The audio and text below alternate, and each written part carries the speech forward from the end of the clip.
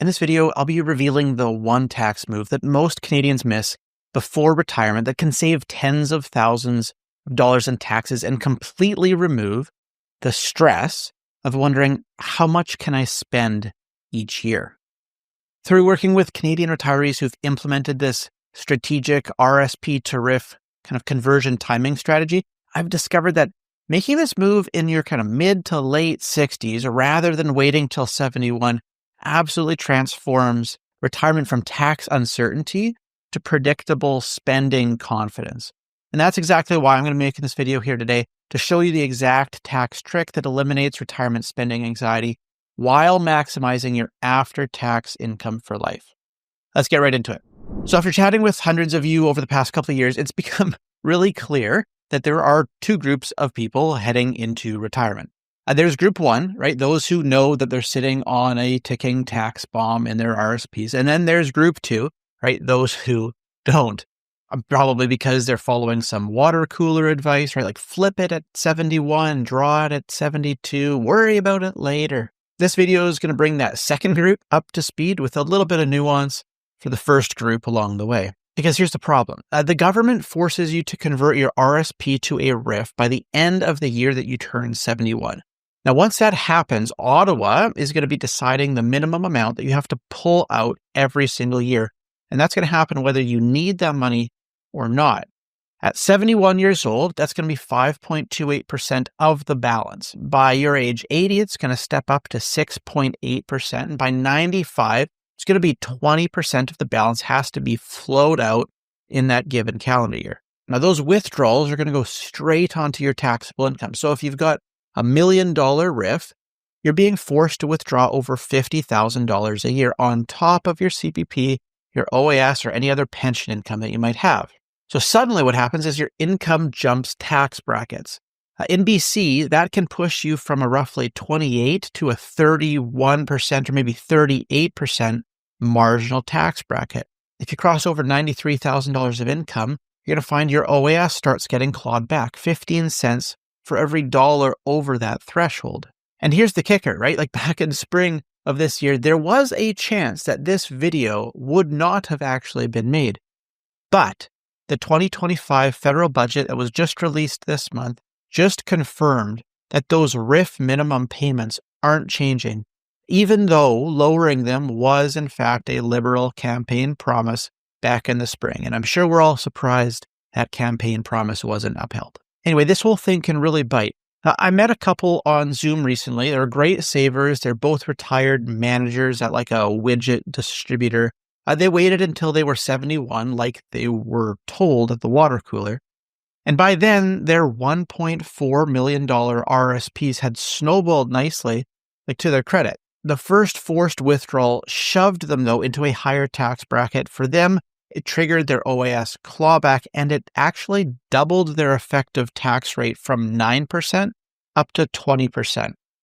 They didn't really even need the money at this point, but they had to take it.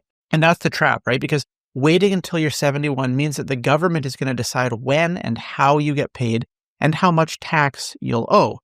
Once that train leaves the station, you can't really slow it down either, right? So the smart retirees, the ones with kind of true spending confidence, they're going to take control earlier. And that's what we'll look at next. The early RRIF conversion strategy and how taking control in your 60s can actually smooth out your taxes for the rest of your life. By the way, if we haven't ever met, I'm Steve Willems, a wealth advisor with the Willems Wealth Planning Group out here in BC. On this channel, I help Canadians plan smarter retirements to reduce their taxes and make better decisions in the years that matter most.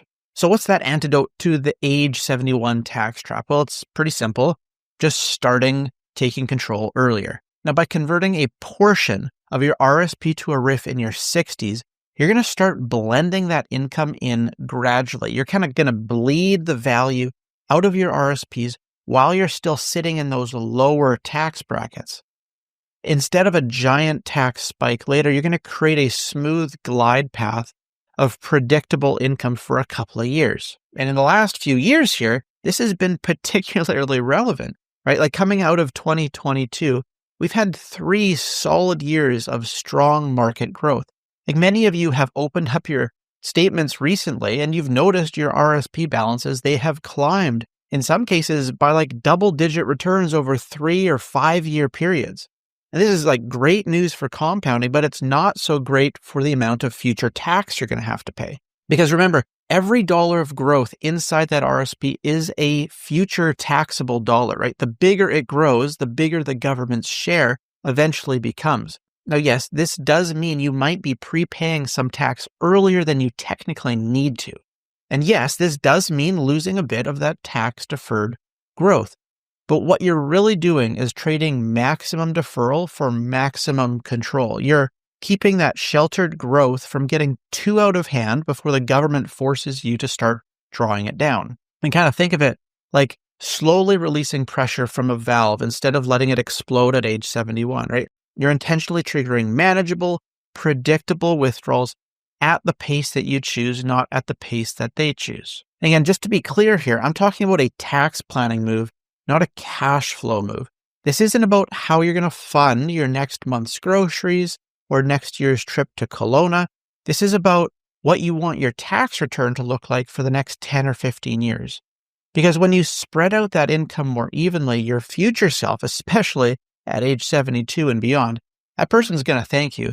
You'll have smoother taxes, you'll have a lower risk of clawback, and you're going to have a much easier time planning your spending with confidence. Now, once you start taking a bit of RRIF income earlier, the next question is going to become, well, what should you do with it if we're not spending it?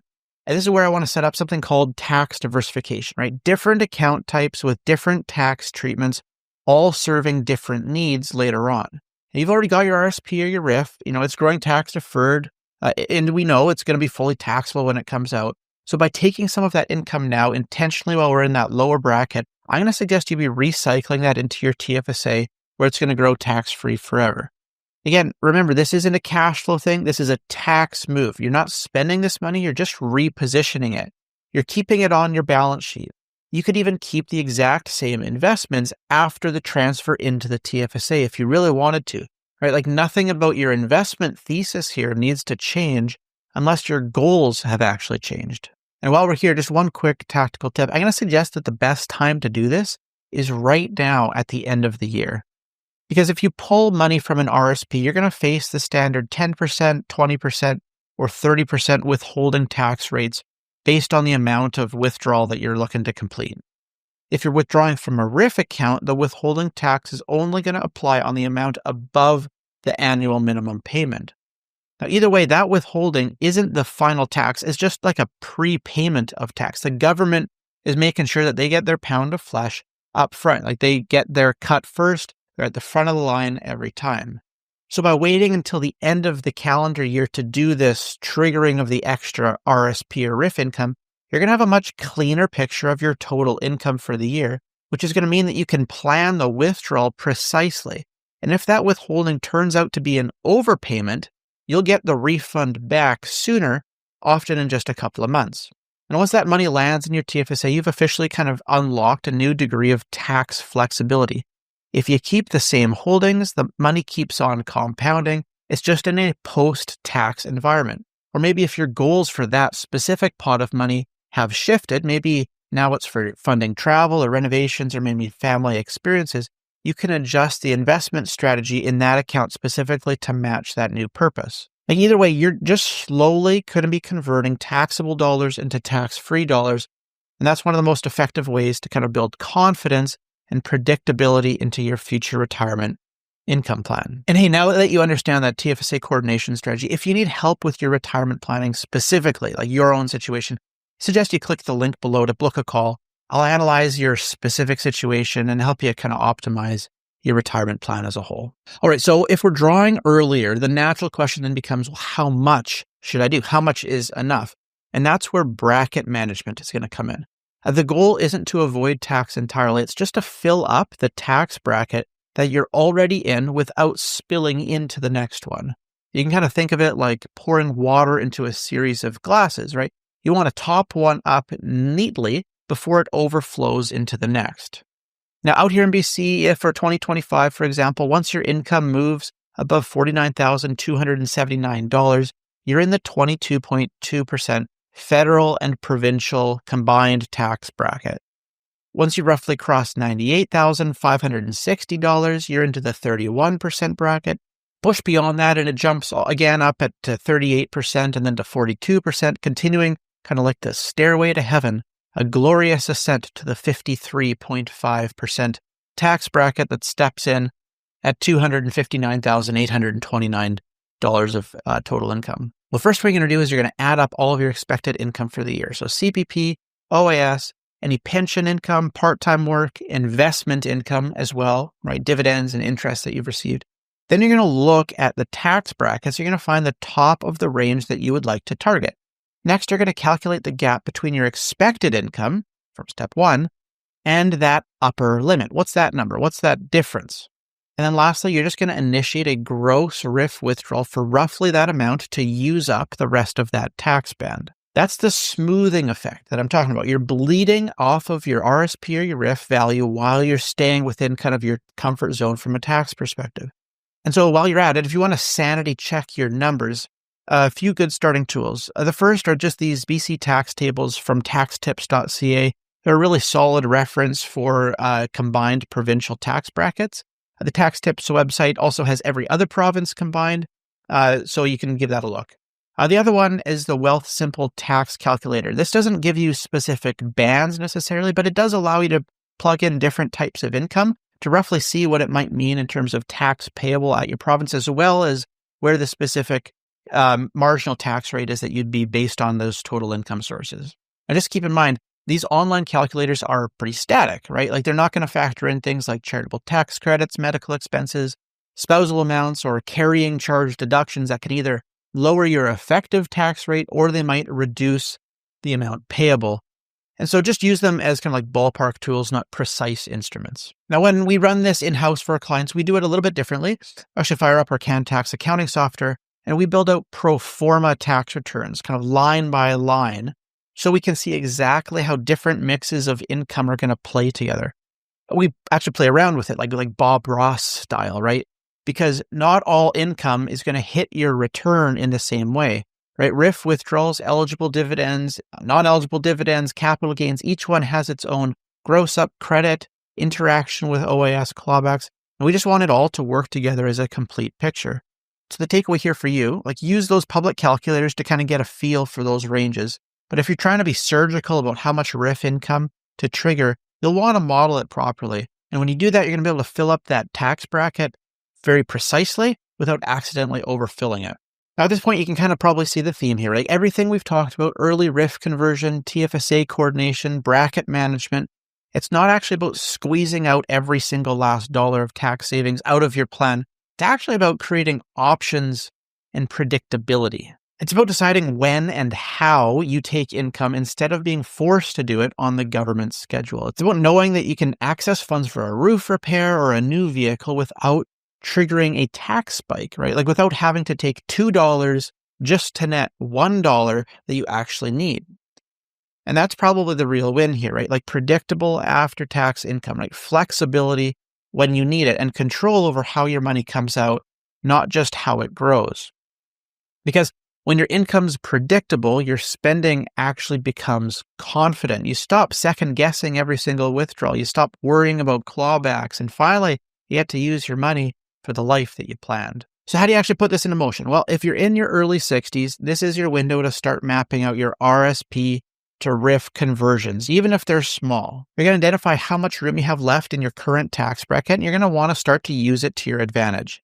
Now, through your mid to late 60s, definitely start executing on these partial conversions intentionally, right? Like intentionally filling up that target bracket, using those years to blend some RRIF income into the mix of income that you've got while you can still control it at your discretion. And then every November or December, here at the end of the year, I want you to review your total income and I want you to look at triggering that planned RRIF withdrawal, move any excess cash over to your TFSA if you still got room. If that account is full, then you're going to be dropping that into your non-registered account. That rhythm alone, right? Like once a year can save tens of thousands of dollars over your lifetime by using up those low tax brackets. But by the time that you're 71, you're going to already be in control. No forced income, no unexpected tax spikes. You'll have bled a bunch of the value out of your RSP or your RRIF by that point. no clawbacks. Hopefully they're going to eat into your retirement lifestyle. The takeaway in all of this is just that it's not about chasing perfect timing or trying to predict market. It's about sequencing what you already have and doing it deliberately. Because when you build your plan around control and predictability, the math has a way of kind of working itself out. But more importantly, life does too. So if you'd like to see how this could maybe look on your own plan, that's what we do every day for our clients, right? Like mapping out these brackets, modeling those withdrawals, building optionality into retirement plans. You'll find a link in the description if you want to start that conversation. Would be happy to chat. That's all for now. Thanks for watching. I'll see you in the next video.